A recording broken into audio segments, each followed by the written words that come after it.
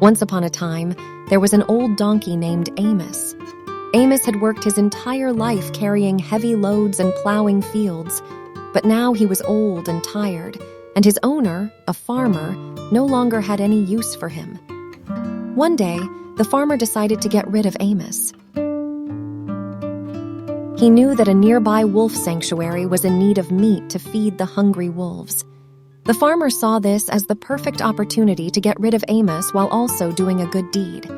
He contacted the sanctuary and made arrangements to donate Amos to the wolves. When the day arrived, the farmer loaded Amos onto his truck and drove him to the sanctuary.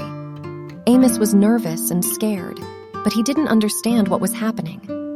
When they arrived, the farmer left Amos in a small cage near the wolf enclosure. The wolves immediately smelled the meat and began to gather around the cage. They were excited to have such a big meal. However, as they got closer, they noticed that the donkey was old and weak. They started to lose interest in the donkey and turned their attention to other things.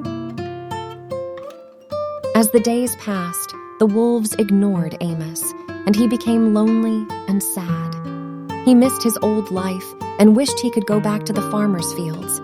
He was sure he was going to die in that small cage, surrounded by wolves. One day, something incredible happened. A young wolf named Max started to show interest in Amos. Max was curious about the old donkey and started to visit him every day. He would sit by the cage and watch Amos, never bothering him. As time went on, Max and Amos started to form a bond. Max would bring Amos food from his own meals, and Amos would talk to Max and keep him company.